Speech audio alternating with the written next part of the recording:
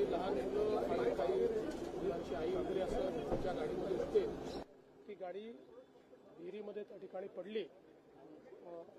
आपले आपत्ती व्यवस्थापन मंत्री गिरीश महाजन यांनी त्या स्पॉटवरनं माझ्याशी चर्चा केली आणि तिथली परिस्थिती देखील सांगितली।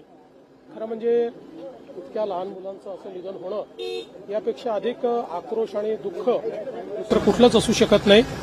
ती जी विहीर आहे त्याला अतिशय छोटा कठडा होता आणि ती कुठेतरी मध्यभागी अशा प्रकारे ती विहीर होती आणि त्यामुळे ही घटना घडल्याचं प्रथमदर्शनी त्या ठिकाणी लक्षात येत आहे। पहिल्यांदा तर या संपूर्ण कुटुंबांच्या प्रती मी संवेदना व्यक्त करतो।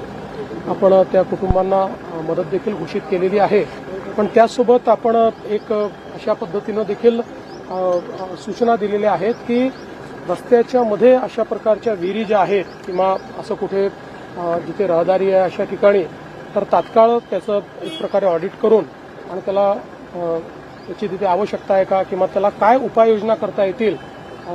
कारण इथे असं लक्षात आलं की भिंत होती पण ती छोटी होती, ती कदाचित मोठी असती तर एखाद वेळेस ते वाचू देखील शकले असते।